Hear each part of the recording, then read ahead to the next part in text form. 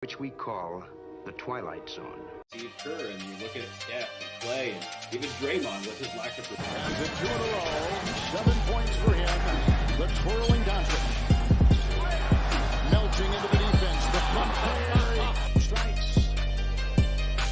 Swing, fly ball, well hit left center.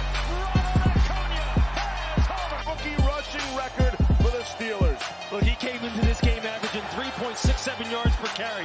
42nd out of 49 qualified rushers. Freeze to begin the third quarter. It has been incredible. Here he comes again. Oh, goodness. And the Greek basketball god. And he was a great guy that teaches the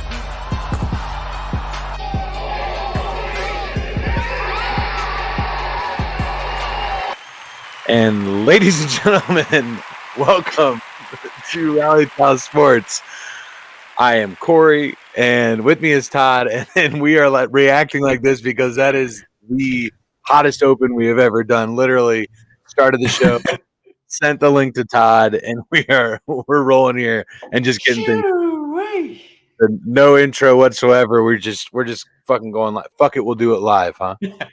Hey man, how's it going? I mean, we can exchange formalities now, right? Yes, exactly. Yeah, content. But no, welcome to Dingers, Dunks, and Drives. This is episode 2, again, presented by Rally Towel Sports in collaboration with and simulcasted on Mafia Sports Report on the Mafia Sports Network. Shout out to Tommy Talks Bills on Twitter.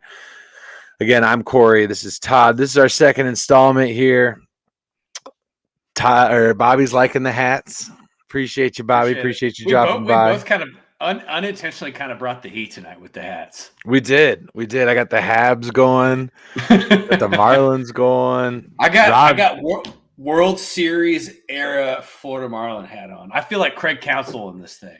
It's beautiful. I feel like mine's kind of crooked there. There we go. Getting a little bit better. There we go. I mean, this is literally. I mean, you ain't lying. This is the hottest open we've done. All I see is Corey's face, stone cold. Click in. I'm like, oh, that's the intro. Let's get into it. Yep. Yeah. So Todd literally jumps into the lobby right before we go live, and then I put him in the stream, and then the intro ends, and here we are. So again, welcome to the second episode of Dingers, Dunks, and Drives. Tonight we got a good show for you. We're going to be doing a mixed drink / cocktail draft. We're going to be doing Todd's already there. He's already working on it. We're going to be doing a preview on the AFC North, going through all 4 teams of the AFC North, giving our opinions, breaking down not just the Bengals. As you know, we are 2 Bengals fans sitting here, but we try and give us a fair shake to everybody. Ryan jumping in the chat. Hello, what up, Ryan? Fellows. What's up, Ryan? Appreciate you dropping on. Rob with the boys. What's up, Rob? All the way from Chattown. Appreciate you coming by, everybody coming by. And Todd, Bobby's digging the Bobby Slay t-shirt that you're rocking here. So Bobby Slay merch for y'all. If you guys haven't already, go check us out on YouTube. As I said, we are simulcast on the Mafia Sports Report right now on YouTube. But we're also broadcasting on our channel on Rally Towel Sports. So go ahead and check us out over there. So hit subscribe. We're live at least twice a week, Tuesdays and Wednesdays and Thursdays. So 2 of those, you're going to catch us. So go ahead and subscribe and hit that notification button. Matt, liking the stream. What's up, Matt? Appreciate you dropping by, man. So like I said, AFC North preview. Prior to that, we're going to get into our mixed drink draft, picking our favorite mixed drinks. Looking forward to that discussion. It should be a good time. If it's anything like the beer draft, it's going to be a good time. It's going to be a fantastic time. Following that, what else do we got tonight? We're going to talk a little baseball, a little DeGrom. Talk about Jacob DeGrom making history. Just nastiness all throughout the league. Rob, liking the stream. Appreciate you showing the love, man. Thank you, Rob. We're going to get into a little bit of NBA. Some throwbacks were just released. And maybe in retrospect to, or in regards to rather, one of the teams that are in the city of the hat that you're wearing. We could touch on a little bit of that. I don't feel like we got to dive into the debauchery and the lunacy that is the Miami Dolphins. So we might talk a little bit of that. If you got anything else for us tonight, go ahead and drop it in the chat right now. We'll make a point to address it. But Todd, I think without further ado, it's time to get into this mixed drink draft. Let's get it. I am very curious. You know what? Honestly, the best part of about this is going to be I'm going to, without a doubt, get a recommendation from you, about a mixed drink that I haven't really had. So I'm looking forward to that. Ryan with a comment in here. R.I.P. Westside Little League. I guess they just went down in the Little League World Series. So they lost their play-in game to the Little League World Series tonight. I think one would argue on some questionable calls at the end of the game. Watching I just want to reiterate that they're 11 and 12-year-olds, sometimes 13, but right. It's hairy. It was hairy. There were some tough calls. It's a shame that for people that don't know, Westside Little League is based out of Hamilton, Ohio, which is this neighboring city to where Corey, Bobby, and I are from, where Ryan is also from.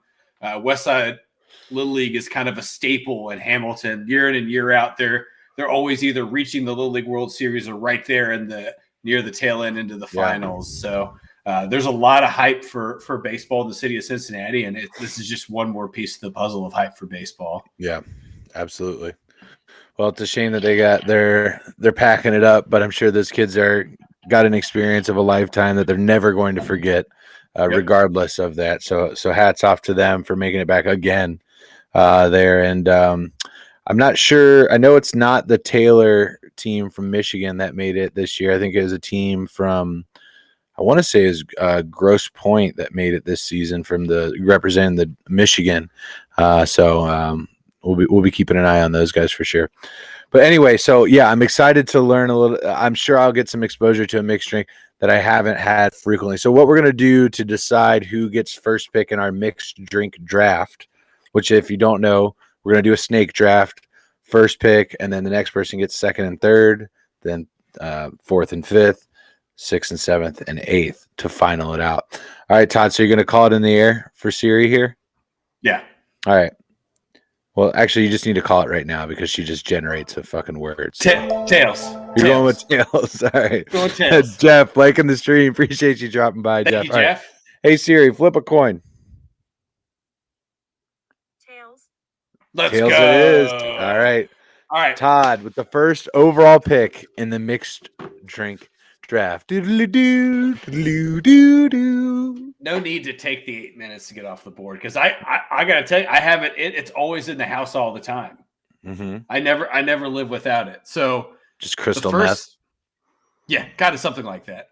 So the first step to it, you got to have a little Bacardi White Rum. Ooh, right. That's your introductory piece. Okay. Now I will say you don't have to fill up a big cooler cup like this, but Bobby I recommend it that way. And then you pull it. Now it's not just any diet, Bobby, and you know me better than that, ladies and gentlemen. It's a Cherry Coke Zero. Oh, I like the style. I like the flair that you've added there. So a rum and diet Cherry Coke. Yes, specifically. Yes. So it can't, but it has to be cherry Coke. It cannot be cherry Pepsi because if you do cherry Pepsi, it's too sweet. I dig it. And I'm going to take a step further and say that rum and Coke is officially off the board as a whole. You have specified your flair to the cocktail. Yeah. But I'm going to go out and say that rum and Coke as a whole, as a beverage, is just off the table. So I gotta. So before we get in, before we move forward, I was trying to think how much rum have I consumed creating this beverage? It gallons at this point, right? I mean, you're Captain Jack Sparrow. I've literally been drinking this as a normal thing. And if my mom's watching, I'm sorry, but since I was 19, this has been a staple beverage. You're not telling her anything she doesn't know. Yeah, Todd. Yeah, I know, but I still feel like I got to apologize to her. I mean, she knows, yeah. But yeah. So I mean, this has been an integral part of my drinking life. Okay. So excellent choice. Yeah, happy for you. Glad you could get that one. With the second pick in the 2022 mixed drink / cocktail draft, I am a huge Madman fan. I am a man of class. I'm a man of cigars, mahogany, and well-bound leather-bound books. I drive an old Cadillac with bench seat in the front. I'm drinking an old fashioned, ladies and gentlemen, an old fashioned. If I had to specify what bourbon it would be, typically it's a Woodford old fashioned. That's one of the better bourbons that I can find around at most bars have Woodford. Not my favorite bourbon, but it is my go-to when I'm getting an old fashioned at a beverage. So no, I'm going to go with an old fashioned for my number 2 pick. Now, one of the strategies that we had when we were building our lineups, obviously, do I drink it with my pinky out, Ryan? No, I do drink it with my penis out, though. I just pull my dick right out of my zipper, and Excuse me, ma'am. I just let it hang out. Just let everybody. They already know, but now they really know. Like this guy probably has back issues. He's drinking an old fashioned. So, is that a tall boy in his pants? Oh no, he's just getting a Woodford old fashioned. So what I was saying is when we were doing our drafts previous, we were building solid lineups, and that's what I'm doing here. Maybe not the most famous, but I'm going for potency, versatility, and quality. And I'm going to strike all of those chords here tonight in our mixed drink draft. Again, first overall pick was a rum and coke by Todd. You got an old fashioned for me at number 2 overall. Number 3 overall, probably one of the most refreshing drinks that you could have in the summertime. Summertime's coming to an end, but you can still enjoy this beverage. Ladies and gentlemen, the one, the only, the Vodka Lemonade. The Vodka Lemonade may be one of my favorite summertime drinks. And I'll tell you my first exposure. We were at the Indy 500.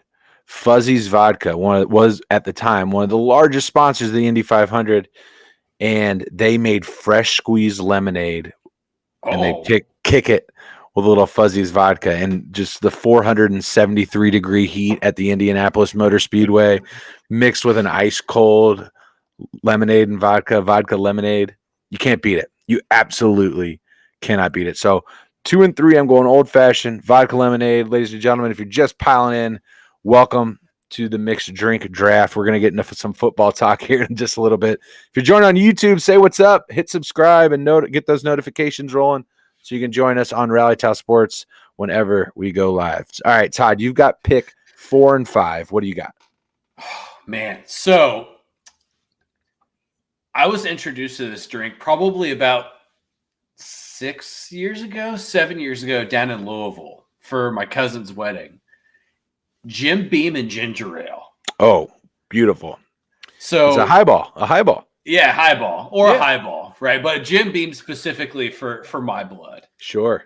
So we were at his rehearsal dinner, and my cousin goes, "Hey, you want a Jim and ginger ale?" And I said, "I've never had that before." And then he just looked me dead in the eye. I was like, "Well, then I'll get you 2." And the first time you did butt stuff is like, yeah, I've never done that, but sure. And yeah, I mean, I'm not against it. I just haven't had the opportunity yet, right? So I ended up drinking like 10 of them, and every time. So even like anytime I get the opportunity on like in the fall, it's a very nice fall beverage. Mm-hmm. And when Mary got pregnant with Declan, we had a lot of diet ginger ale because that's something that she mixed with vodka. Not for me, but that's while she was pregnant. That's pretty badass. Well, prior to her being pregnant, right? Not during pregnancy, but we had a lot of. I didn't know Mary was that fucking metal, bro. That's pretty sweet. Yeah, she is unbelievable, unbelievable. But I had some whiskey in the house, and I started drinking a bunch of diet ginger ale and whiskey. But that's a good solid drink. Good pick. Thank you. Good pick. Excellent pick. All right, what you got next? Remember, we're doubling up right now. I know. So a 2-man snake draft, never before done. First here on Rally Towel Sports. So my next drink is just a bar staple. Okay. I'm just going straight vodka Red Bull here. Oh, wow. Back on Brick Street, are we, you Miami boy? Yeah. All So, right. Little trash can? Get a little trash can that's going? the introduction, right? Is you're 19, 20 years old at Brick Street, and somebody hands you a 32-ounce green trash drink. It's just an alcoholic speedball is what it is. Yeah. And I was like, what the fuck is this? So like, just drink it. It's fine. You'll feel good. Yeah. Just drink 2 and then you'll be fine. You'll wake up tomorrow. And then maybe barely. I mean, you're awake for 17 hours after you drink them. So you really you're staying awake until 10 a.m. the next day. But and Bobby, if you're still watching, you remember this. So there's a bar in Dayton where Bobby and I used to live called Miami Valley Sports Bar. Now, the notoriety of Miami Valley Sports Bar is no drink is less than a double. And if you ask for a double, they give you like a quintuple. So you can walk in there, which Bobby and I did many a time with $20 and walk out completely obliterated. Always. And excellent. I went in there one time shortly after Mary and I had started dating.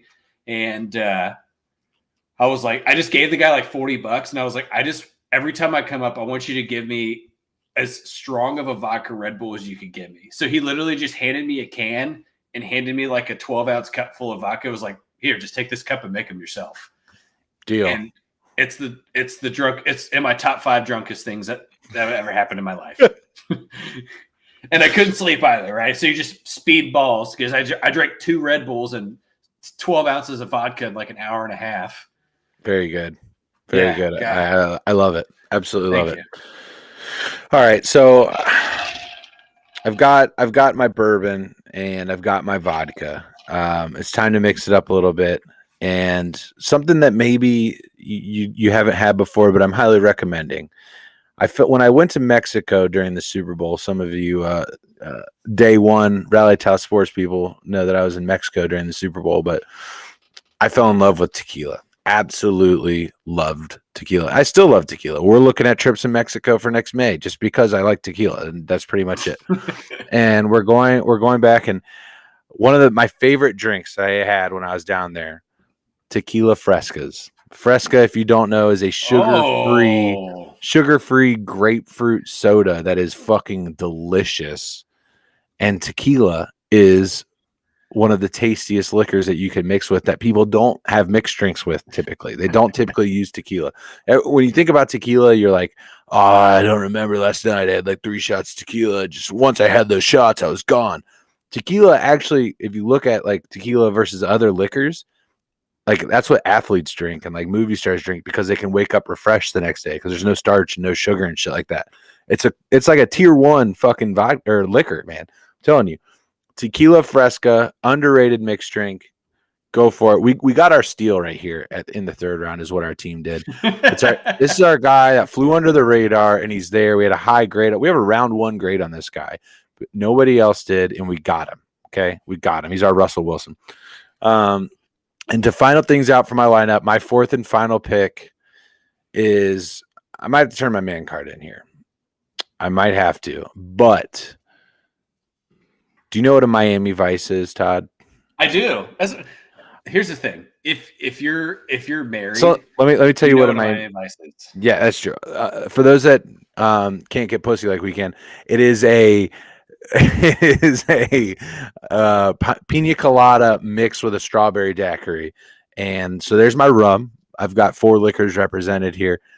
Strawberry daiquiri mixed with a pina colada, and I'm telling you, when you're hearing the waves crashing and you're sitting in that Caribbean sun, there are a few little things that will satisfy you more than an ice cold fucking frozen Miami Vice. They're delicious, and that's what we're going with to round things out in Miami Vice. So I got an old fashioned, I've got a vodka lemonade, I've got a tequila and Fresca, and a Miami Vice. Todd, you have a rum and Coke. Yep. And then vodka Red Bull. Yeah, so vodka Red Bull was last. Yeah. I had the Beam and ginger ale. And what do we got here to wrap things up? Oh, man, I think I'm just gonna go with a Moscow Mule. Oh, okay. You're So sophisticated as fuck. We went a little fancy on the end there. Yeah. We went out and got our kickers, I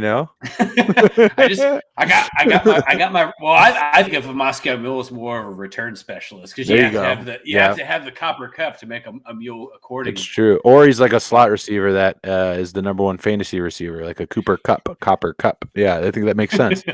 I like a good Stoli with a nice ginger beer and just a little bit of lime juice. Nothing crazy. I like it. And you just I don't know of very many people that don't have the copper cups in their cabinet somewhere. I know they're in there. I just have no idea where the fuck they are because I only make Moscow Mules like once a year. And when I do, I make half a bottle of them. So another good point that Bobby's in honorable mentions, things that didn't pop up. Nobody took a Jack and Coke. A Jack and Coke went undrafted. Now, it was on my big board. It was there. If we had a few more people in the mix here for the draft tonight, a Jack and Coke gets taken. I have no doubt in my mind that gets taken. Long Island's. I'm not a big Long Island guy. I'm not. I mean, back at Bowling Green, so similar to the trash can at Miami, Bowling Green had this place called Tubby's. Okay. And they had, I think it was like $3 Long Island nights. And you're thinking like, oh, like a normal Long Island is $3. A Long Island, which if you don't know is, I believe it's rum, vodka, tequila, whiskey, Coke, sour mix. I think is what it is. Or no, there's gin in there. I don't think there's whiskey in there. I think there's gin in there. I think it's kind of a Long Island is whatever 5 boozes. There's like 4, there's like 4 boozes, simple like sour mix and Coke is basically what it is to give it the color of tea, and then you just annihilate you. So anyway, 32-ounce cans. 32-ounce cups. I'm not fucking kidding you. They had a vat above the bar just full of this shit, and they just be like $3. And you just be like, okay, good night. You drink like 2 of those, and you're just like singing "Come On, Eileen" on your fucking walk home. Come on, Eileen. Yeah, just absolutely shit-faced drunk. So, Long Island's another one that was left on the board. What are other honorable mentions, chat? What didn't get drafted? Vodka sodas I'm seeing in here. That's Mary's go-to drink. Little Tito's and soda.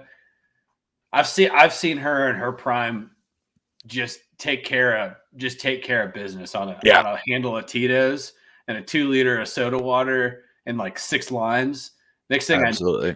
Mary's asking me at 2:30 in the morning when the pizza's going to be here. When is the pizza getting here? Listen, going to be here because she's already said, "Don't worry, I called Cousin Vinny's and the pizza's on its way." You have a pizza place named Cousin Vinny's, and in Dayton it's a staple because it's open until like 4:00 in the morning. That's fantastic. I love that name. I absolutely love that name. And if you get cheese bread, it comes with like stadium style nacho cheese sauce on the side. And do all the delivery guys come talking with like a New York accent? Where are the 2 Utes that ordered the pizza? It's mostly guys that don't have teeth. That makes sense. That checks out. And then because they know somebody's gonna give them like $20 instead of $5. I've been there. I've woken up and looked at my wallet and be like, "Oh shit! I gave the guy from Cousin Vinny's a $50 bill. He had a good night." Here's the thing: Manhattans. Bobby's mentioning Manhattans. Manhattans were left off the board. They're just shittier versions of old fashions. I'm just gonna throw that out there. Just putting that out.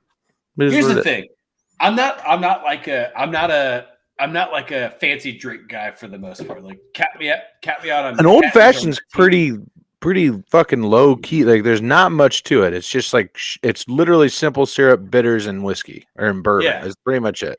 And occasionally you get somebody who knows how to like muddle an orange and they just get it in there real nice. That's it. But that's a Manhattan.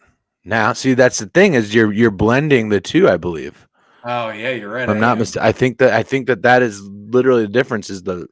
I could be wrong here. Orange. I don't think anyone actually knows the difference.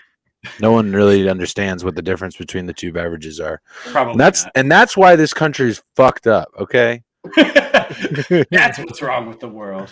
God damn it! It's not monkeypox. It's not knowing the difference between. They want us to teach sales. They want us to teach finances and investing in schools. No, kids need to understand what the difference between a Manhattan and an old fashioned is. Starting with me.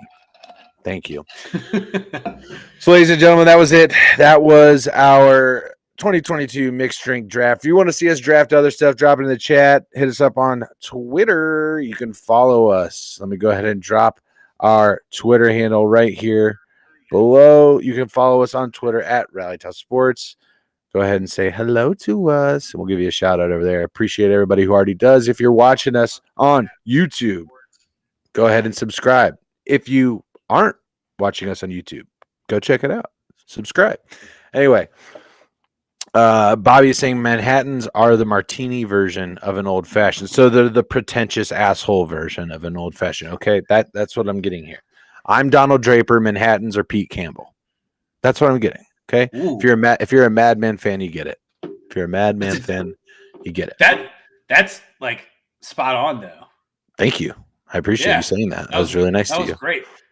Thank you. And now all I hear in my head is One of the greatest, dude. One of the best intros of in all cinema or in all TV. Yeah. What's the fancy word for TV? Like film? They say cinema and all of cinema. What would you say is that for TV? How would you say that in a? I think you just call it the small screen, right? Oh, okay. I dig it.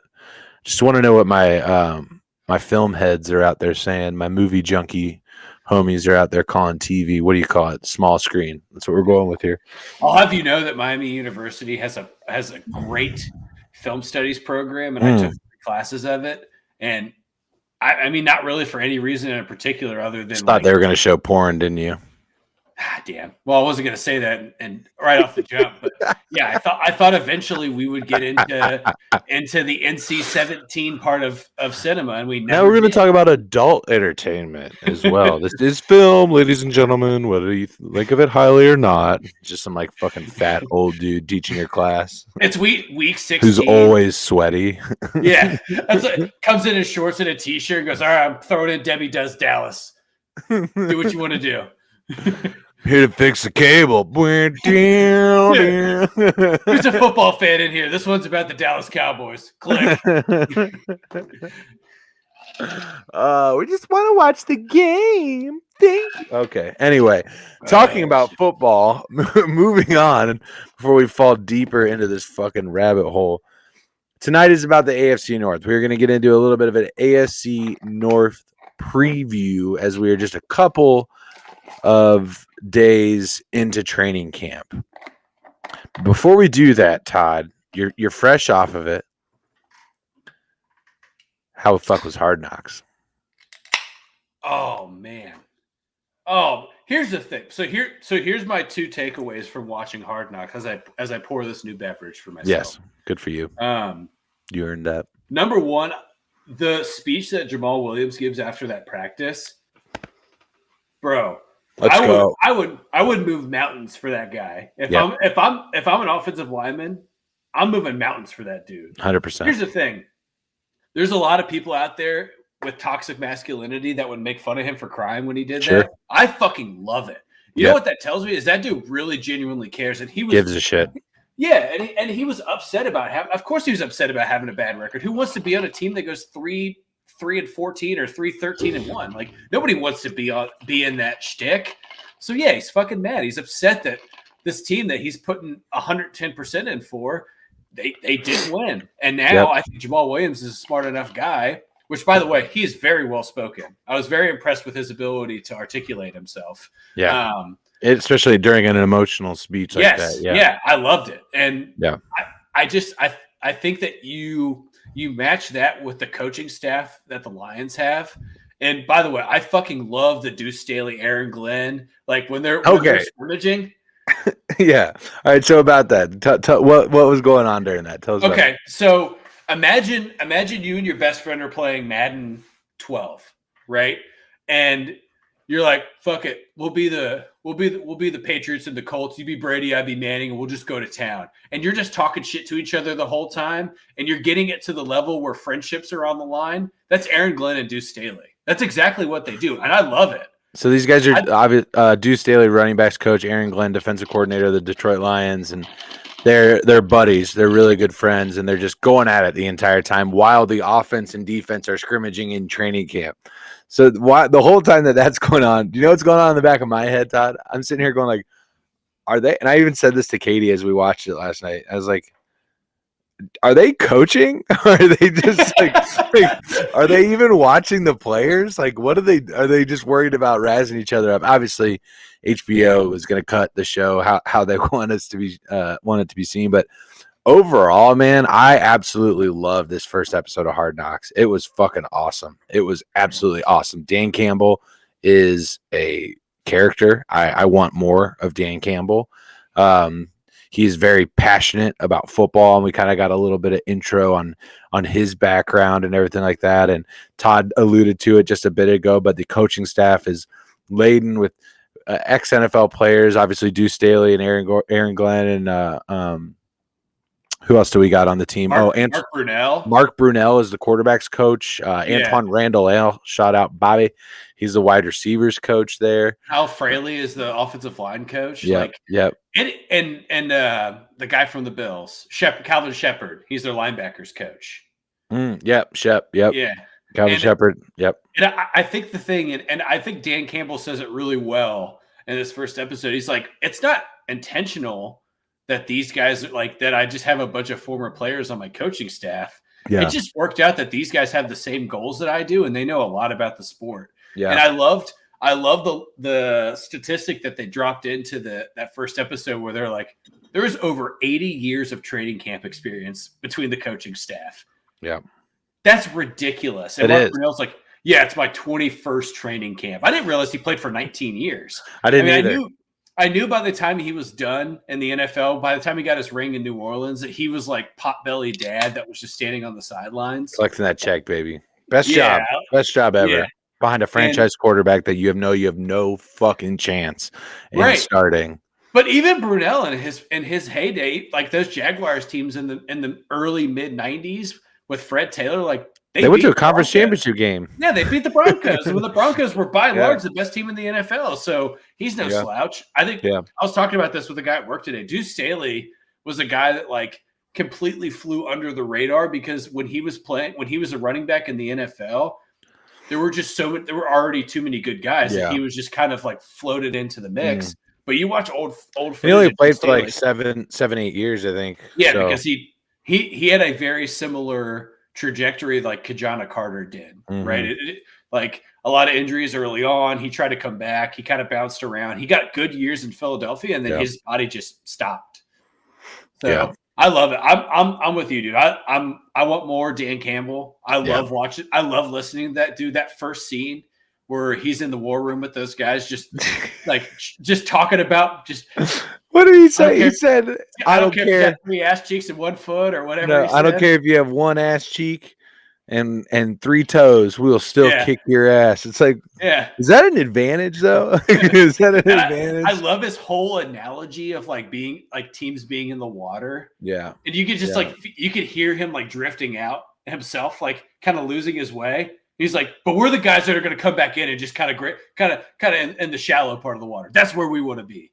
And then everybody's like, yeah, okay, it makes sense. Yeah, we're with you, coach. Yeah. There's not a single person that watched that episode last night and doesn't think that Dan Campbell gives a lot of shits about that football team. I like him too because he's so relatable. Yeah, right. Like I think you've said this, and I 110% agree. Like that's a guy that if you just like walked up to, was like, "Hey man, you want to go grab a beer?" He'd probably be like, "Yeah, I got a half hour." No, he'd be like, beer. "Yeah, let's go fucking do it." And that's how he talk. Yeah, man. Yeah, man. Yeah, man. Yeah. Yeah. You guys know that Metallica song? All right, man. When he referenced Metallica, I was like, "Oh, fucking sold." Yep, I'm in.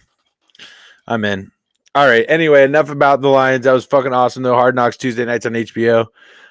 Free sponsorship there for HBO. You're welcome.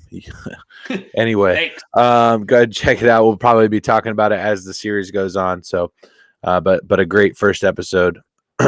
Moving on to what could be, when all is said and done, the best division in football.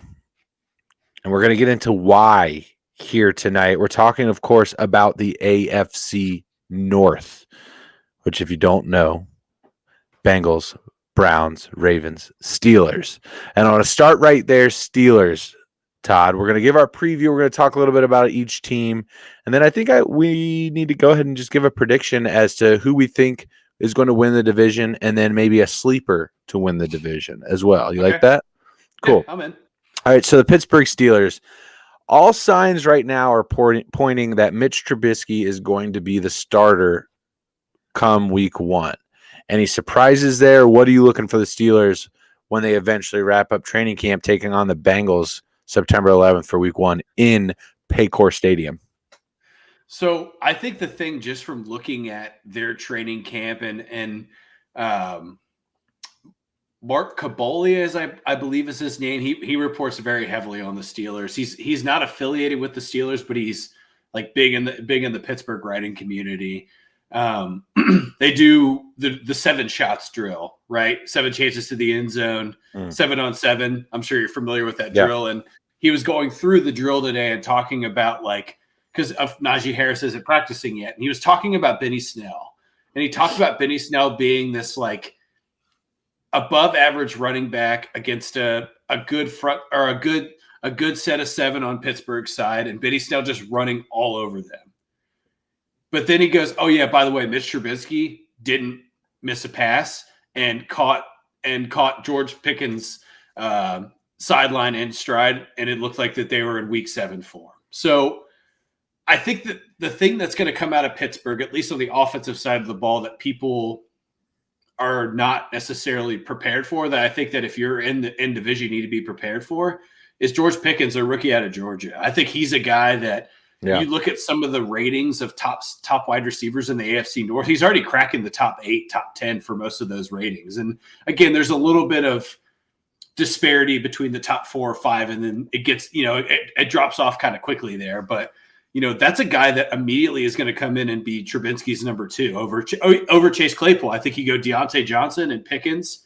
You could throw Pickens right here in the slot because of his size, and then you have Chase Claypool is a top 5 wide receiver, right? Well, according to Chase Claypool, he is. But I think George Pickens is a guy. If you're in the AFC North, you're watching him pretty closely, because I think he's, of this wide receiver class, he kind of fell out of the hype, if you will, because there were so many good wide receivers getting drafted this year that he kind of kept falling. And I think the Steelers got a really good pick there. They also got Calvin Austin III out of Memphis, who is a guy that will likely return kicks and punts for them and do it very effectively.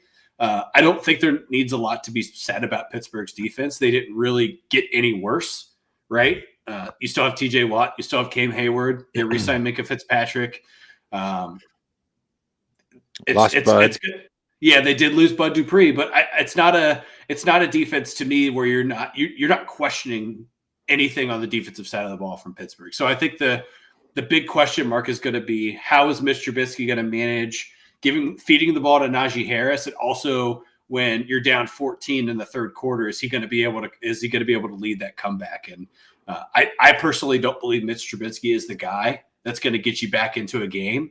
But I also don't believe that Kenny Pickett is going to be that guy in the long term that's going to get you back into a game. So Pittsburgh's going to have to rely really heavily on shutting down high-powered AFC North offenses in order to be able to stay in games, at least in conference. Even out of conference schedule, you're going to have to figure out a way to stop Buffalo. That's going to be pretty damn hard. So they've definitely got a lot to answer for this year after the season that they just had last year. But one of the themes that I think you probably hear from me for most of the night tonight is I don't put a whole lot of stock into the draft and my evaluation of teams based on what they did in the draft. I just think that there's a lot of unknowns.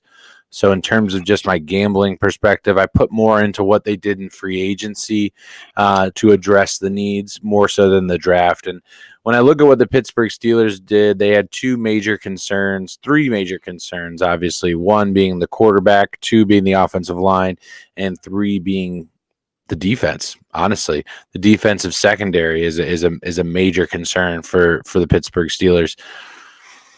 Obviously, TJ Watt is TJ Watt. We know that he's able to produce it.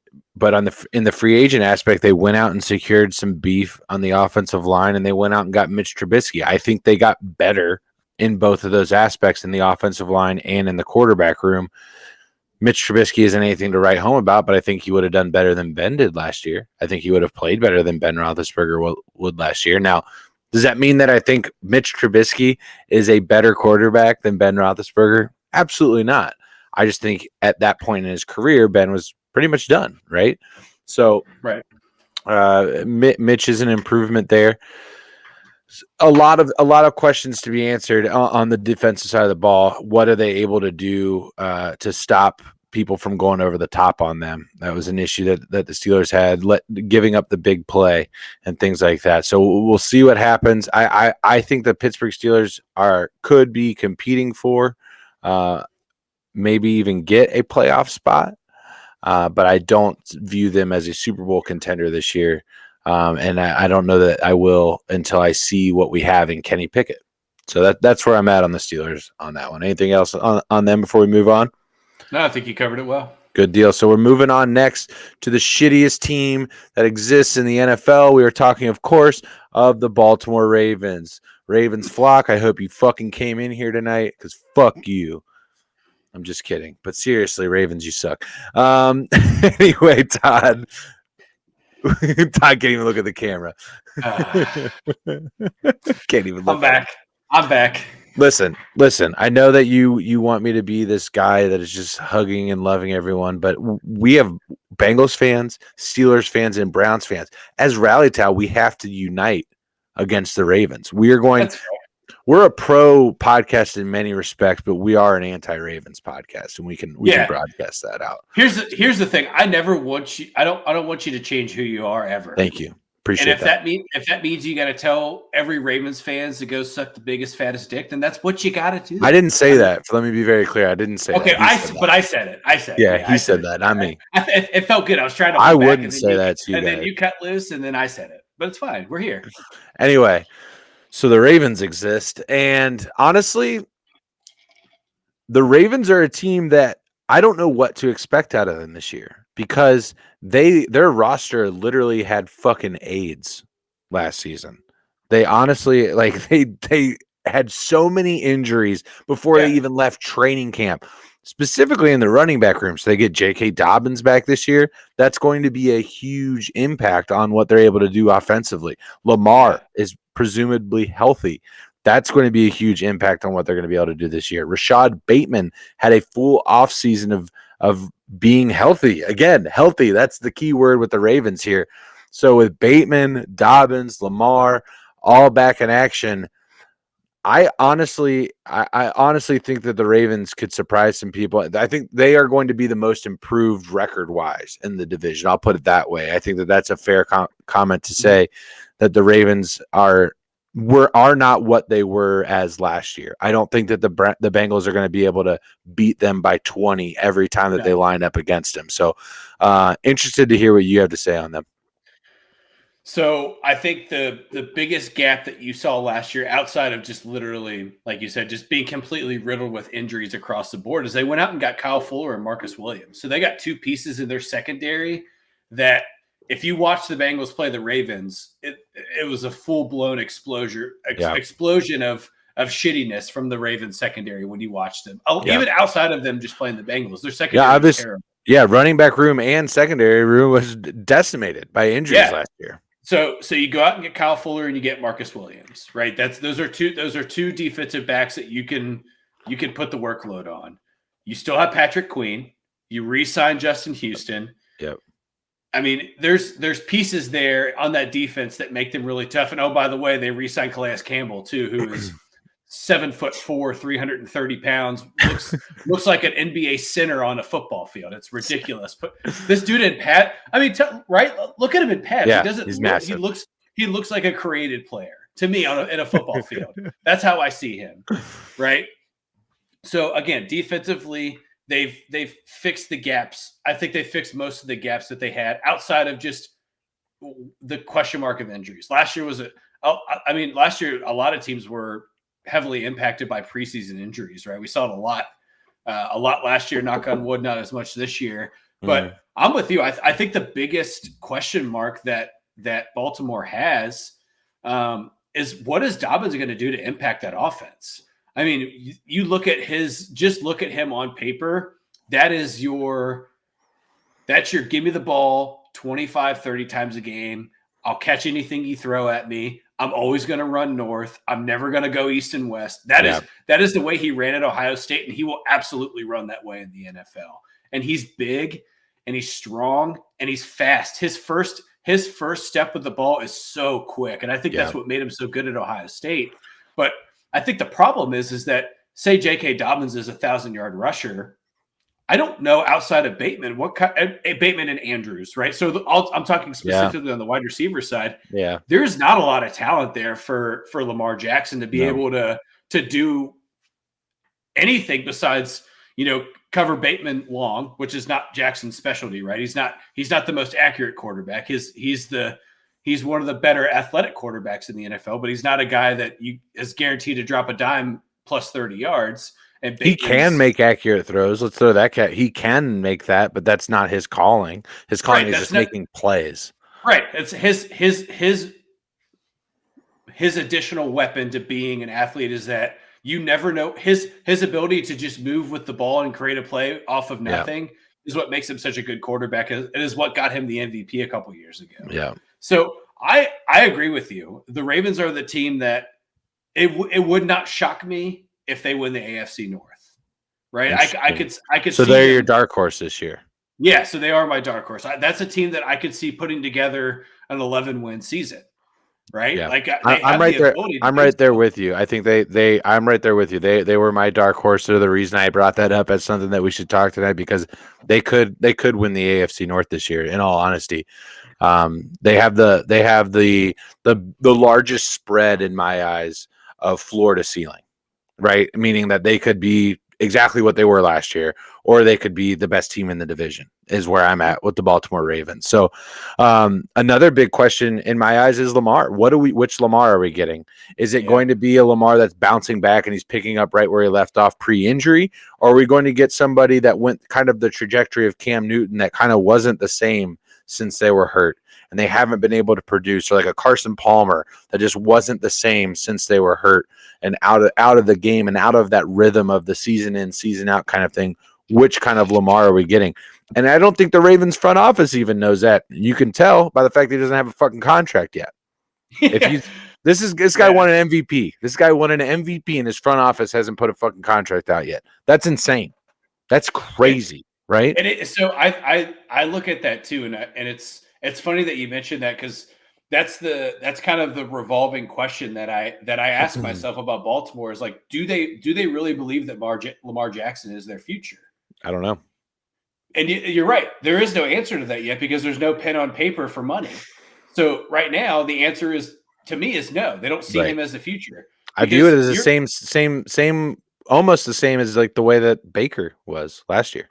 Absolutely. It's a very similar situation where you have a coach like Harbaugh who has proven that he can win, right? I mean, there's no questioning of his coaching ability to win games. And then there's no question of Lamar Jackson's ability. I mean, again, he was a fucking MVP. He was the most valuable player in the NFL. And that year, statistically, is unbelievable. Again, those are video game stats that he put up that year. But then you follow it up with the next season with not being 100% healthy, really losing his accuracy, making really, really bad decisions in close games. I mean, you saw him try to quadruple thread a needle in a situation where he could have ran and been more effective, right? And I think that's where I still question Lamar's decision-making is that I think he still too often trusts his arm more than his feet, and his feet are the proven victor in that situation. So I like that they're your dark horse as well, because really I think they're the team really in the AFC as a whole. That's like what I mean. You're right. They could go 8-9, or they could go 12-5. I mean, you just have no idea with them. Yeah, absolutely. So Ravens, a mutual dark horse to win the AFC North here for us on Rally Tell Sports. Again, if you're joining us on YouTube, we appreciate you dropping by. If you're coming through the Mafia Sports Report, again, we are live on multiple platforms tonight. This is Dingers, Dunks, and Drives, episode 2, presented by Mafia Sports Report and Rally Tell Sports. Go ahead and subscribe, hit that notification button on our YouTube page. We very much appreciate it. If you want us to talk about something tonight, go ahead and drop it on the chat. You can do so on Facebook and on YouTube. Go ahead and drop it in there. We got a few more topics here. We got the Browns and the Bengals and the AFC North preview, some MLB and NBA talk later on tonight as well. And we love you. And thank you for coming by. Thank you so much. So next, moving on to the team up north, as they are often referred to as in Cincinnati, the Cleveland Browns, who have had a whirlwind of an offseason, mostly involving the quarterback position, whether that be Baker Mayfield or whether that be Deshaun Watson. We talked in excess about what would happen to Deshaun Watson, what we think is going to happen. You can check that out on our YouTube page over there in our video library. You can check that discussion out. But regardless of what happens with Deshaun, we assume it's going to at least be 6 games. We assume that is the minimum that he is going to be getting, that he's going to be getting at this point, right? So with that in account, the first 6 games are pretty low budge, right? There's not a lot of challenge there. There are 2 games that they're probably guaranteed to lose. I would say guaranteed in quote marks, because there are no guaranteed games in the NFL, and I'm referring to the Patriots and the Chargers. Their toughest road game in that stretch is against the Carolina Panthers, and that's week 1 against Baker Mayfield. I'm sure will be absolutely fucking jacked for that opportunity. So anyway, the Cleveland Browns. No OBJ, no Baker Mayfield. Deshaun Watson comes in. Kareem Hunt wants out. What's going on in Cleveland, and what do you see happening for the Browns this season, Todd? So I think just outside of looking at player talent in Cleveland, anytime there is anytime there is significant controversy in a city for a professional sports team, results usually are not as strong as you would like them to be. Yeah. Because regardless of how strong your character is or your ability to separate, being a professional versus kind of separating from the media, it gets on the field. It's inevitable. To me, Cleveland is right now in this moment. I'm speaking on who their current roster is. They are the worst team in the AFC North. Wow. I think that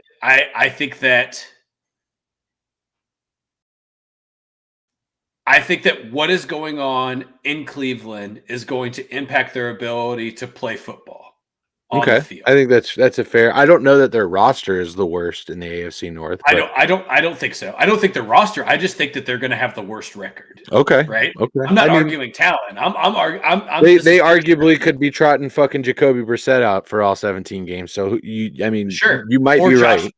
Or Josh Rosen, right? Or are they gonna trade for Jordan Love? Right, like there's a lot of speculation on what could happen. Yeah, I mean, there's a lot of speculation in Cleveland because we don't know what's going to happen with Deshaun Watson. So having this conversation is really, really difficult. Now, if we're talking about he gets suspended for 6 games and he comes back in week 7, they're not the worst team in the AFC. Right. But if he gets a whole year suspension and appeals it, and even if it gets down to 12. I think getting into week 13 is really hard to come back and hit your stride for Deshaun Watson because now you are over 2 years removed from taking a snap in an NFL game and an NFL regular season game. So it's really hard. You can't I don't know of anybody that can just get into a groove after taking 2 years off of something. Yeah. Right. And then you accumulate it with, you get a guy like Kareem Hunt, who's in the last year of his contract, where I think we've had this conversation on this podcast before. The duo of Chubb and Hunt is elite in the NFL right now. Those are 2 guys. Best running back combination in the NFL. Best running back combination. I think you're muted. Oh. No. I think I'm coming through. Just run. Just run, Todd. Oh, so I think the big thing that is going to happen with Cleveland this year is I still think that all of this off the field disparity is going to impact the way that they're going to be able to play on field. So you look at the injury of Jakeem Grant. Yeah, they bring him in this year. He tears his Achilles. That really sucks. So you've lost You've lost really your wide receiver too. You bring in Amari Cooper. You lose J.C. Treader, but you bring in Ethan Pocic to replace him, a little bit younger, a little bit cheaper than Treader. And they also, so offense is a big question to me. Defensively, they go out and get Clowney. They get Miles. They, shore up Myles Garrett. They keep Denzel Ward.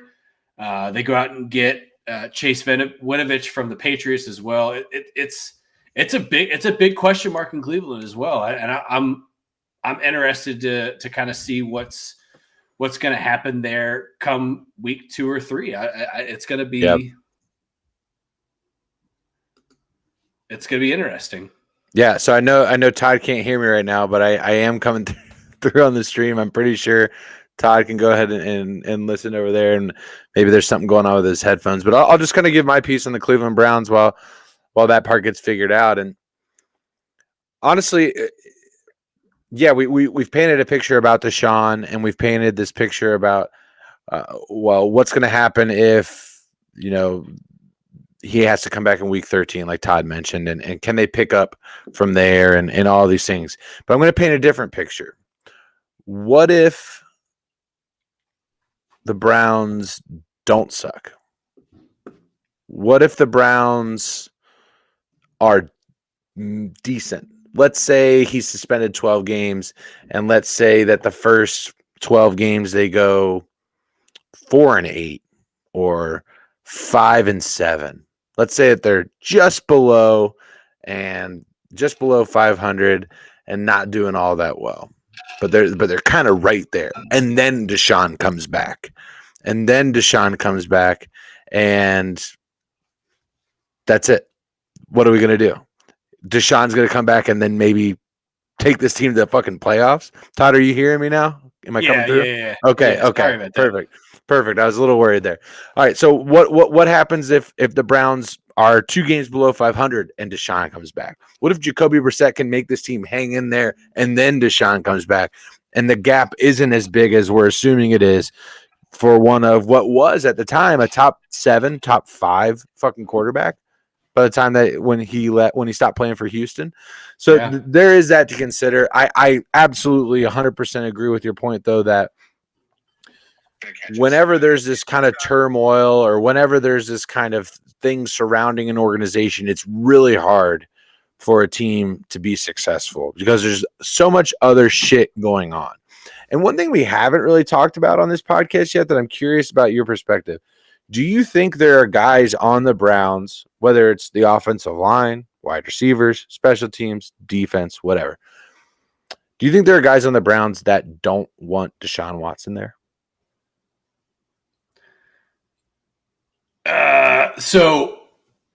Yes, I think that there are people that exist within that roster that think, regardless of accusations being true or false, are absolutely disgusted with him as a human being. It's human nature to just not want to like somebody, right? But I think that here's the thing: when you're playing a team sport.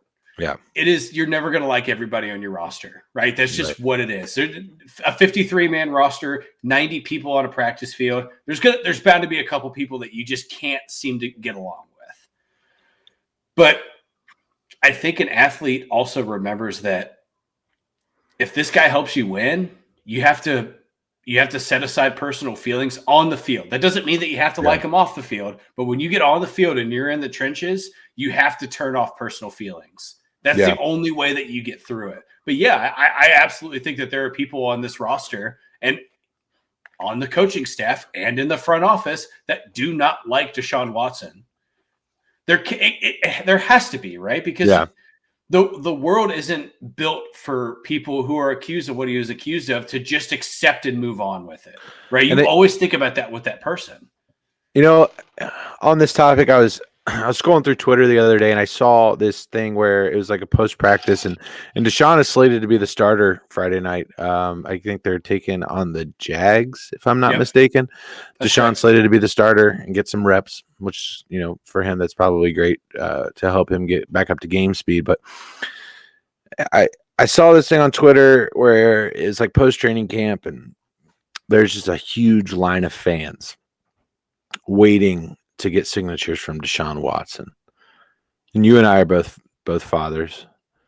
And most of the people in line were kids, as it should be, by the way. If you're an asshole that pushes a kid out of the way for an autograph, you're a piece of shit. You're a piece of shit. Yeah. Yeah, fuck you. Autographs are for children. If you want an autograph, go online and buy one. That's my personal opinion. But anyway, most of them were kids lining up, some little girls lining up to get autographs from Deshaun Watson. And at first, my first reaction of this was like a very knee-jerk reaction. I would never let my kid do that. I fuck Deshaun Watson. I would never let my kid do that. But then I'm thinking about it a little bit longer. And I'm like, you know what? That's good. It's good because they're kids. And they don't need to worry about that. What they need to worry about is that they're meeting the quarterback for the Cleveland Browns. And that's as deep as it should be. And that's it. That's the only point that needs to be taken, is that a child is meeting the quarterback of their favorite team. Boy, girl, doesn't matter. 5 years old, 12 years old, doesn't matter. A child is meeting, maybe not their hero, but they're meeting the quarterback of their favorite football team. And that's a special moment. And so I was at first I was kind of sitting there looking at like, man, what the fuck is this? I can't believe this is happening. And then as I pulled away from that moment and took 10 seconds, breathed, talked to a friend, and I thought about it a little bit more, and I thought it was a good thing. It was a good thing. So it's an interesting dynamic that the fans of Cleveland are going with. I think Aaron, our co-host, has done a great job of kind of laying out that paradox and that pool within himself between his fanhood, which he was raised on, since he's had as a kid, such as these kids, to what he knows is right as a person and how he feels about things and accusations and things like that. So it's just very interesting paradigm. I agree. Yeah. It's I think right. As a parent, especially, that is your first reaction. It's like, oh, that's awful. But you're right. It's not. I would never. Yeah, it's not a child's responsibility to worry about that or have an opinion on that. Yeah, it's our job as parents to, when the time is right, to help them understand. Because eventually, right? So say that fan, when they turn 13 or 14 or younger, because everybody has access to a phone now, and asks what that means, you're going to have to be able to diligently explain it without disappointing them, right? Yeah. Because you're going to have to explain to your young son or daughter, well, this is what this guy was accused of, and this is why it's bad. And they're going to be like, oh, I have this guy's autograph. And then you have to explain to them, like, well, he's your quarterback on your favorite team, right? It's almost like a character, right? It's not the person. Yeah. The character is the quarterback of the Cleveland Browns. The person off the field is Deshaun Watson. That's how I think. There is a differentiation. There is a separate. There is a separation, in my opinion. I think that separation will make itself very clear on Sundays. We won't be thinking about that. We'll be thinking about the way he performs. 100%. For sure. 100%. So very interesting. The one time it did bleed in, though, the person and the player bled in, I remember, it was week 1 against the Minnesota Vikings. If you remember all the stuff that Kirk Cousins was doing last year, where he was separating himself with plexiglass, that was the first thing that came out of my mouth in the stadium. Where's the plexiglass, Kirk? It was the first thing I yelled from the state. Yeah, Vikings fans around me didn't find it very funny, but I did. That's a tight-knit group, man. Yeah, great fan base. Great fan base in Minnesota. That's an excellent fan base. Yeah, stick to their teams, and hats off to them for doing so. But all right, the finale. The reigning kings of the AFC North, in the newly dubbed the stadium formerly known as Paul Brown, Paycor Stadium, the roar at Paycor, the jungle at Paycor. Your AFC champion, Cincinnati Bengals. La'el Collins is back. Alex Kappa is back. The offensive line is getting reps together. Jackson Carman is looking good. ladies and gentlemen. What are we going to get out of the Bengals this year? What are you most excited about? What are some of your concerns, Todd? And how do we do? So I'll start with my concerns first because I like to save the good stuff for the end. So really right now my biggest concern is their secondary, right? And I say that by the idea that, again, as of today, Jesse Bates is not suiting up. He's not going to be on the field. He's holding out on the Bengals for an extension. So then you put that position in the hands of a first-round draft pick in Dax Hill. But just exactly as you said it at the beginning of us talking about this, you don't put your hands, or you don't give your prediction based off of draft picks, right? Because you have no idea. You're getting every piece of data that you get is brand new for the first 20 weeks that they're on the field. So you don't hang your head on that. That's where my biggest concern is just in the secondary, because outside of Jesse Bates just being an above average defensive back or a safety as a whole, he's the veteran leadership on the defensive side of the ball. He's he's the guy that rallies the troops. He's the guy that gets you hyped in the locker room. So that's really where my concern is. I look at their on the defensive side. I look at it from front to back, and you look at the front four. There isn't a lot of concern there, even as you get into the second or third part of that depth chart. Linebackers are what they are at this point in the NFL. If you have two guys that can cover East and West, then you're kind of serviceable as a linebacker right now. You don't have to have the Ray Lewises anymore to be effective in the NFL. It helps to have really athletic linebackers, but you don't have to have the bruiser anymore. But the secondary is the one thing really on defense where I'm like, all right, I'm not sure what's going to happen. You're not really sure what's going to happen here. Right. Offensively, I really just think my biggest concern is the offensive line going to let Joe Mixon do what he does best and just let him run the ball, right? You go out and get the signings that you need to get to make the offensive line better. You turn this thing into a bunch of 3 out of 5 question marks to maybe 1 question mark in Jackson Carman. And you have a guy in Joe Mixon who can certainly be a horse, right? He's built for it. He runs extremely effectively. He's good at catching the ball out of the backfield. He's even a good pass protector. He's good in the backfield at blocking for Burrow. So I think that's really my only question. That's a very small question to me, is are they going to let Joe Mixon be Joe Mixon? And I think we'll get some answers to that in week 1. And I'm very interested to see how the Bengals kind of start their first offensive drive. If they go kind of back to the backbone of getting aggressive and trying to and go for the long ball or the shock value ball that they had to go to so often, or if they let the offensive develop and kind of and it's almost like a buffalo chicken dip, right? A buffalo chicken dip takes time to get ready and be mixed in accordingly and get it all together. And I think a really good offense is the same way, right? Thank you. An 8-minute drive on your first possession is one of the most crippling things that you could do to it. What up, Tez? So I think that those are my 2 concerns, and they're very small compared to what my concerns were 3 years ago. Yeah. So it feels great. Yeah, it feels great to be able to do that. So here's let me address my concerns. I think let's keep riding this train. I don't have a whole lot, Todd. And let me tell you why. Okay. So I did that. I tricked you here. I said, let me tell you about my concerns. And I don't have that many. And I'll tell you why. And I did this fucking last year mid-season. We did a podcast. You can go back in the archives and you can check it. It's called Contenders and Pretenders. We were about mid-season. And who stood up and called the Cincinnati Bengals a Super Bowl contender? You did. I did. You're goddamn right, Todd. I did. So let me spin zone this shit for you to tell you why what's happening is good right now in Cincinnati. And I'm going to refer to the Jesse Bates thing. One of the things that I'm seeing out of training camp right now is first-round pick Daxton Hill out of the University of Michigan, U of M, getting a ton of reps with the first team.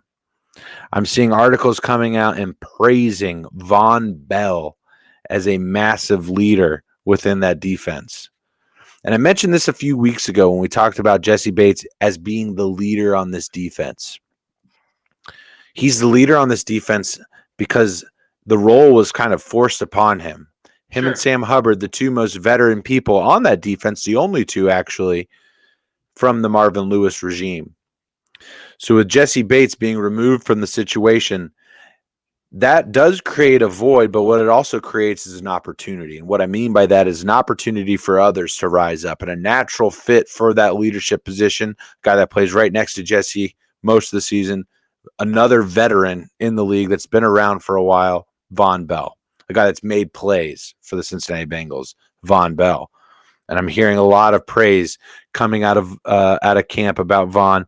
One thing I want to put out there real quick before I get too deep into just lamenting or just being so excited rather over my team is that training camp, take it with a grain of salt. It's all bullshit. Wait till they start playing football games. But we're doing our best here in the beginning of August to get you some solid football content out. But so with Daxton Hill getting a lot of these reps, what I'm hearing is Dax is going to get a lot of playing time. What I'm not hearing is Dax is going to start.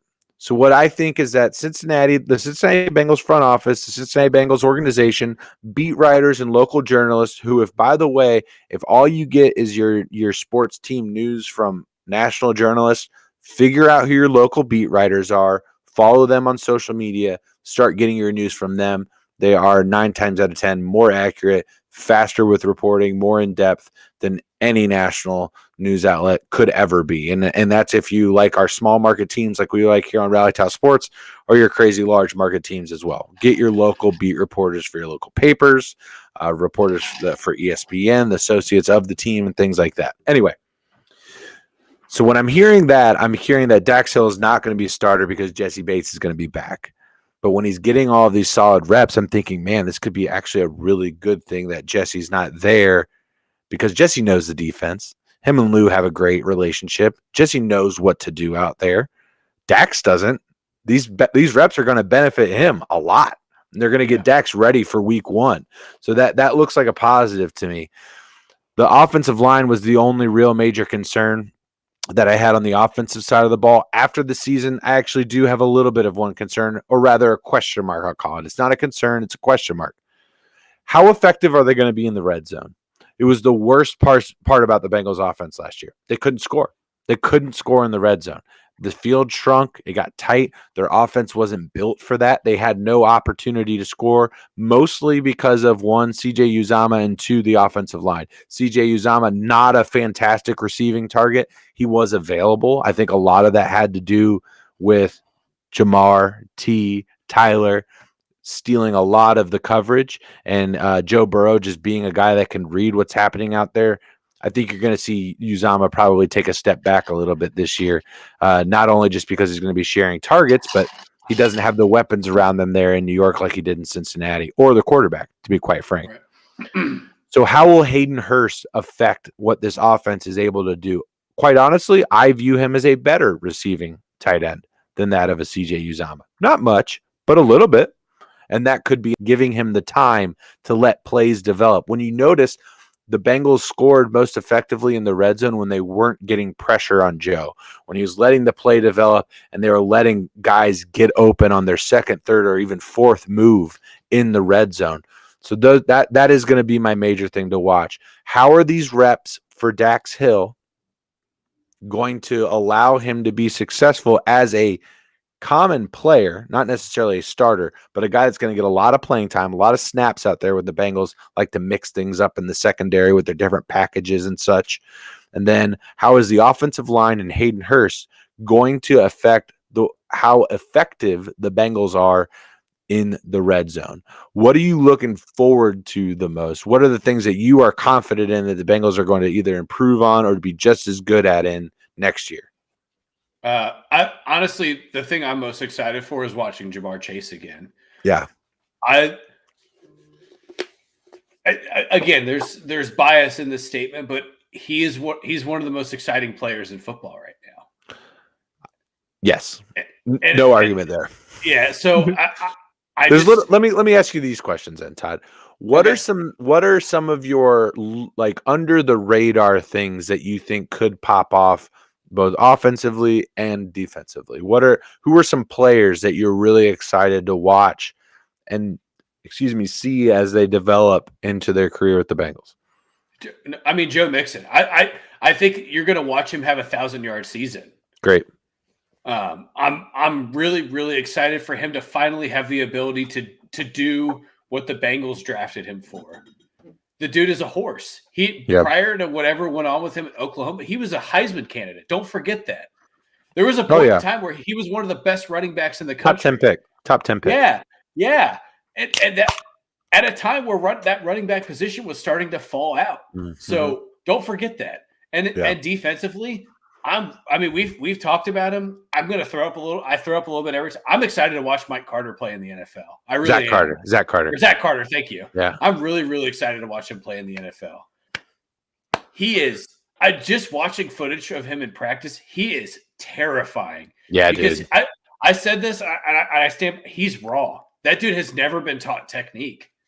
He has always just been bigger, faster, and stronger than ever. At least NFL technique, right? I was going to say, Grantham, the DC at Florida is probably one of the better defensive coordinators. Todd Grantham, they're solid. They're solid there. Right. So what I think what we will notice is that he probably relied on just his ability to just be stronger, faster, and just better more than his technique. So go ahead. Yeah, no, that's kind of what I mean. Like I look at him and I see a guy that's still figuring out how to play the position, right? That's kind of what I'm trying to say. Which is terrifying. Yeah, especially with an already fairly deep or a good talent around the defensive line, right? So I think that's a guy that you're going to watch and make an immediate impact and make a guy like DJ Reader even better. And this is a guy that we took in the third round. I'm not on the team. But the Bengals took on the third round, and they're talking about him filling that void of Larry Ogunjobi. Obviously, the Bengals signed 2 defensive tackles in the previous offseason, being B.J. Hill via trade, actually, through from Billy Price, and fucking fleece, bro. and then Larry Ogunjobi was a free agent from the Cleveland Browns, came back. And played one season with the Bengals, had a great year, injured in that Raiders playoff game. But they're already talking about Zach Carter being the guy that fills in that void of Larry Ogunjobi, and that's exciting. If you can strike on a third-round pick like that of a guy that just has that talent. He was projected high, like upper second round, and fell to the Bengals, just probably due to some combine stuff. Florida didn't perform that well. They fell off at the end of the year, fired their coach. All of those things that came along with that might have had something to do with it. But I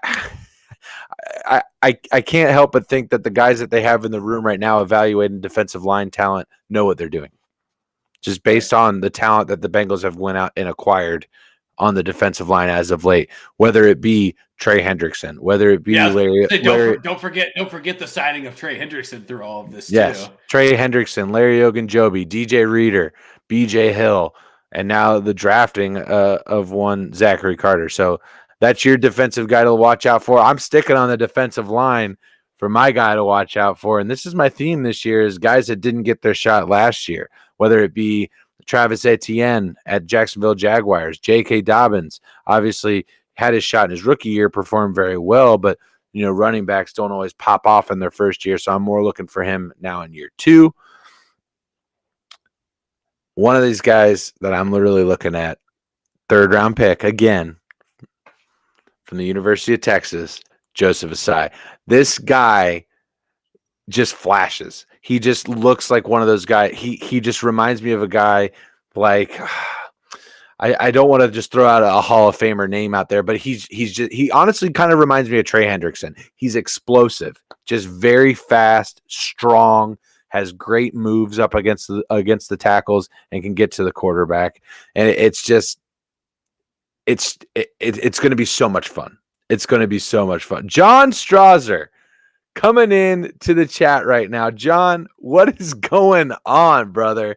I met John at Kelly's in Westport, Kansas City, the day before the Cincinnati Bengals won the AFC Championship game. John donated to our Super Bowl squares, excuse me. Great, fantastic time. Great camaraderie meeting Bengals fans out there. John, we appreciate you coming by, man. Thank you. Happy to have you on here. We're talking about guys that we're looking to splash in the Bengals for next year. We've already mentioned Zachary Carter, third-round pick, the defensive tackle out of the University of Florida. Big news coming from the University of Florida here for Rally Tau Sports here in the next couple of days. We'll be getting that out to you on our Twitter. Again, you guys can follow us on Twitter for all the debauchery. Check the handle, check the ticker below for the handle right there for Rally Tau Sports. So, John, again, thanks for coming by. Zachary Carter was Todd's pick. I went with Joseph Asai, injured last year in preseason. Going to be a lot of fun to watch him play. Offensively, Todd, you said you were looking at Joe Mixon. Anything else that you're really excited about? I mean, I'm just excited to have a good interior offensive line. I mean, it's been a long time, right? It's been a really long time. Yeah. It's been a really long time. Carson Palmer, basically. Yeah. And as two former above average peewee offensive linemen, right?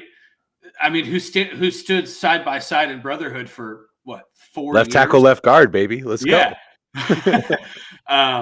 It's really exciting to get some salt of the earth guys on the offensive line who just want to work and win. Yeah. Right. Glass eaters. It's been a long time since I've been able to watch the Bengals and I don't have to just focus on misreading a blitz or not following a stunt or somebody missing or your quarterback's leg getting taken off or something like that. It's been and I'm just excited again, and Joe Mixon coincides with that. But it's perfect to see.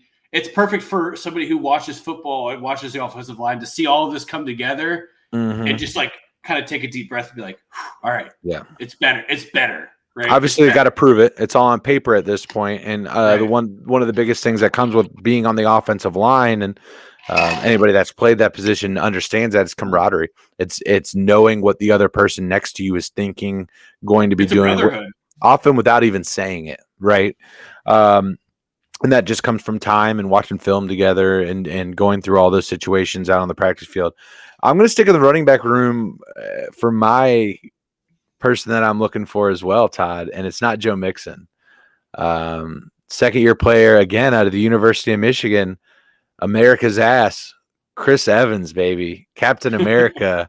I'm very high on this guy. I watched him last year in preseason, and just the speed. And if you go back and look at some of his tape from Michigan, and obviously the way he played in the postseason and the way that he played in the regular season, even just when he got opportunities and got his hands on the ball, the guy did not disappoint. He did not.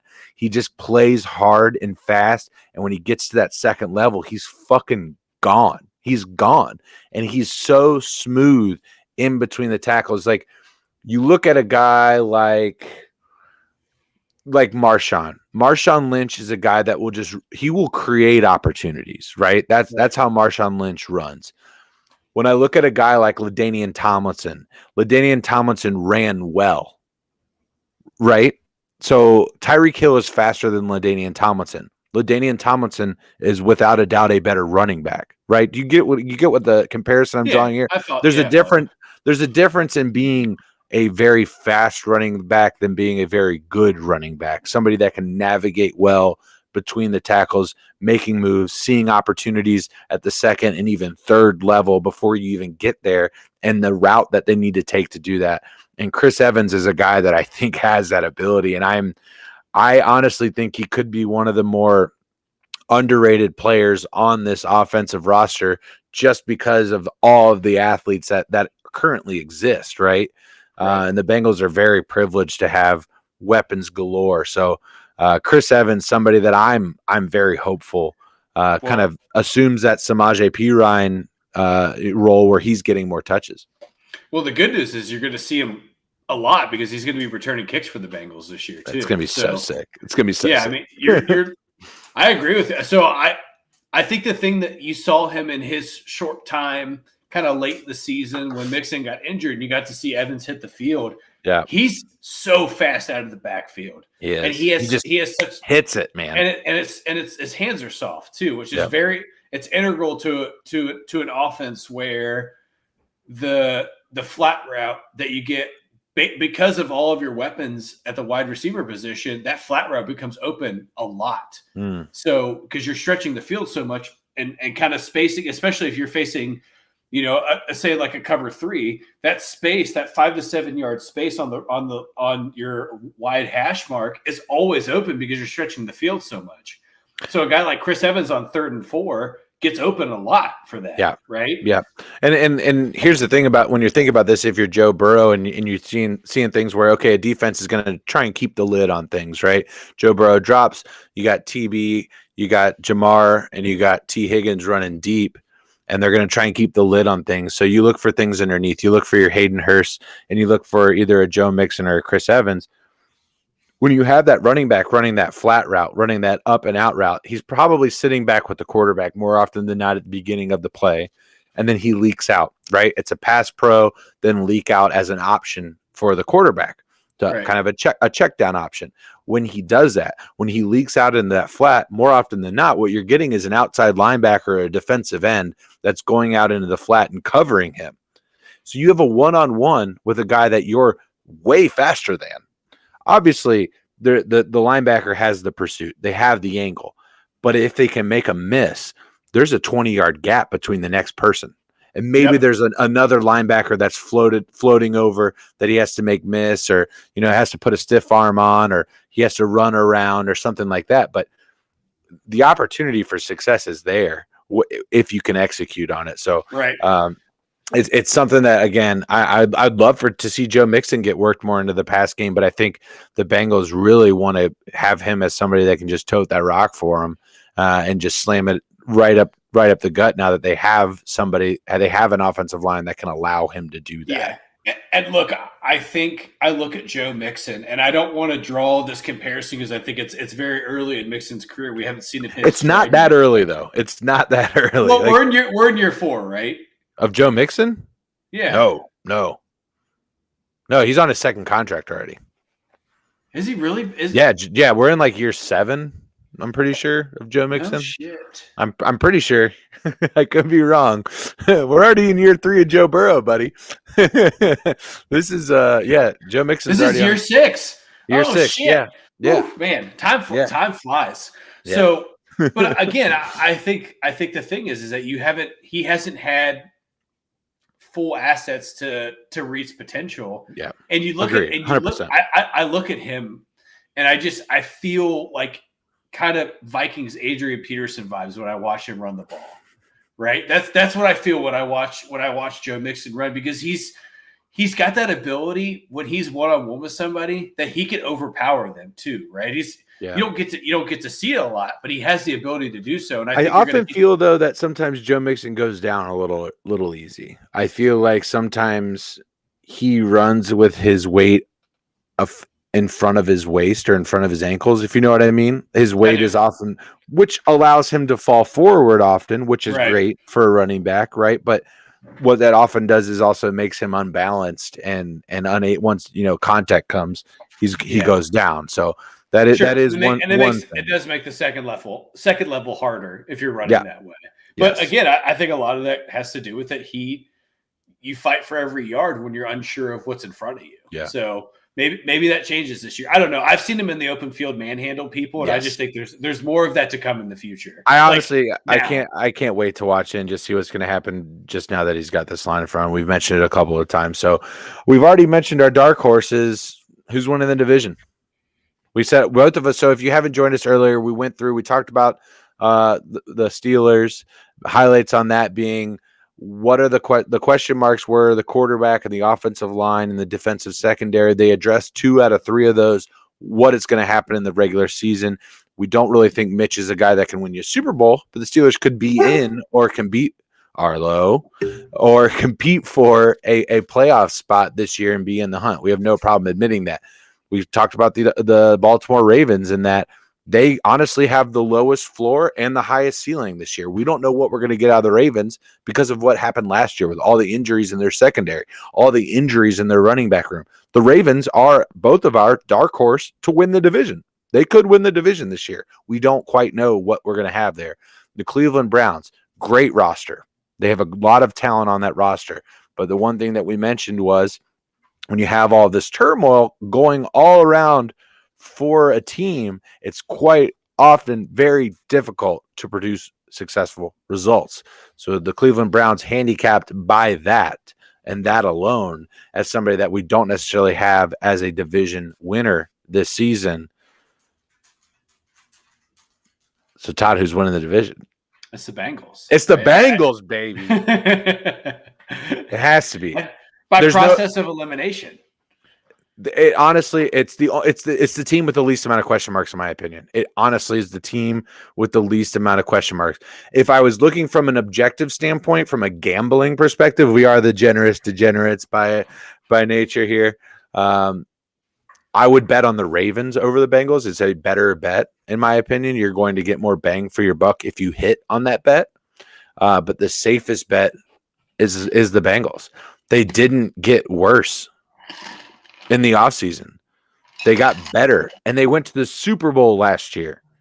And I don't want to hear all of this shit about everything fell their way. I have zero sympathy for injuries. I have zero. Do you know why I have zero, Todd? Ask me, why do I have zero sympathy for injuries? Corey, why do you have zero sympathy for injuries? Because the Bengals are the most injured team in football in the last 20 years. It's a statistical fact. This is a statistical fact that the Bengals starters have missed more games than any fucking team in the NFL in the last 20 years. So I don't give a shit about your injuries. I don't care. You play through them and you deal with them and you're judged accordingly. And that's it. That's it.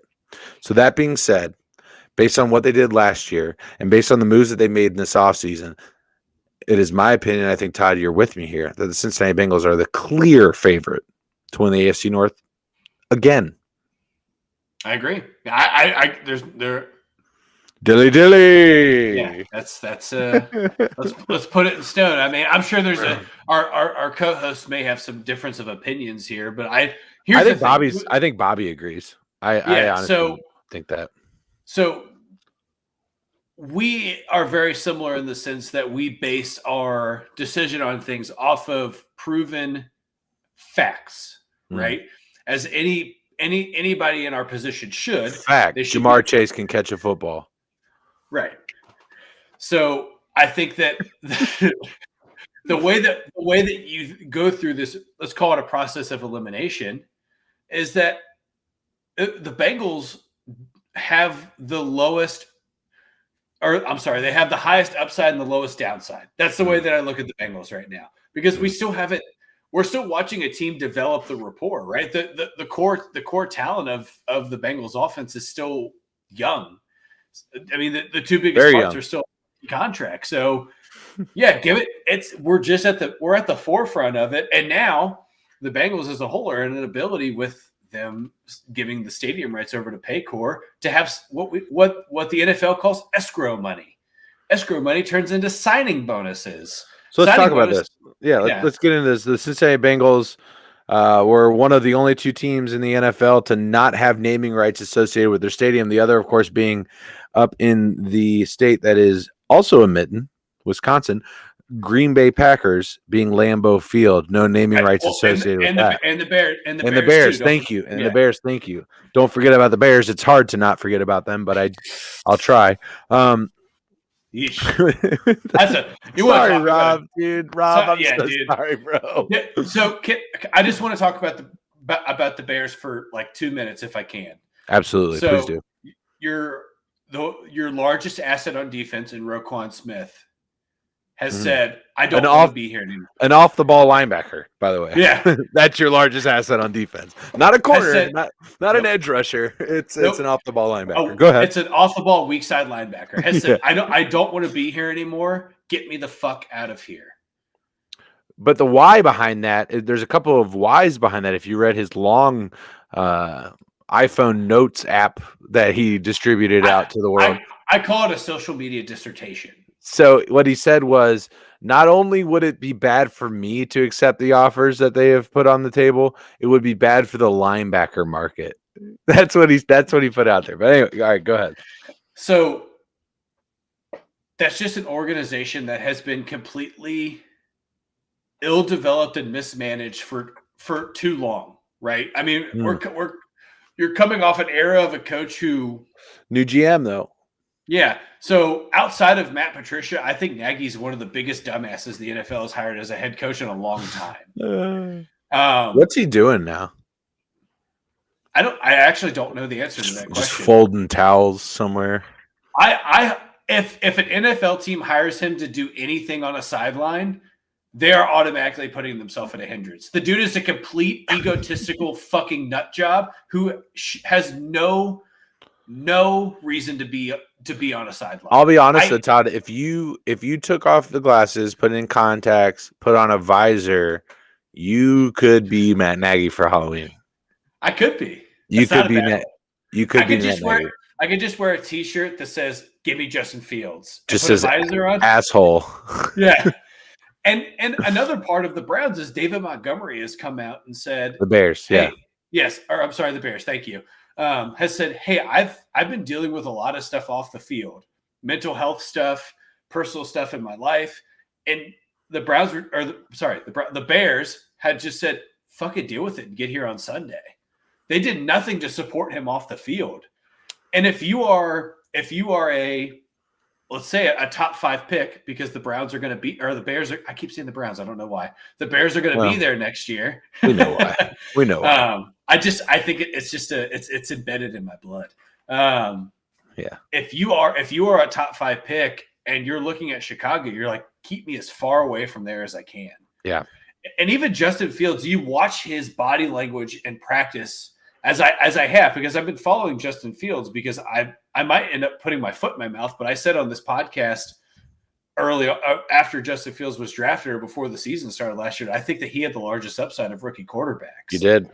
I did. And I might be putting my foot in my mouth, but it also could be a circumstance where this dude is completely just fucked. Been put in a pile of turds and been told to turn it into gold, right? Yep. Yeah, absolutely. And we've well eclipsed 2 minutes, by the way.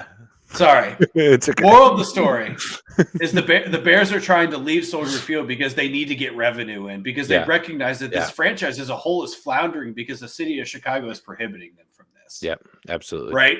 So the Bears need to do this, and now there's all other things a part of this. But the moral of the story is that the Bears are a downswing franchise, and you're going to there's going to be no teams that don't have sponsored stadiums in the next 5 years. Well, I guess the Packers technically it doesn't matter because they're community owned. Yeah. But any non-community owned franchise will not be. It'll be owned by the stadium will be of someone. Yeah.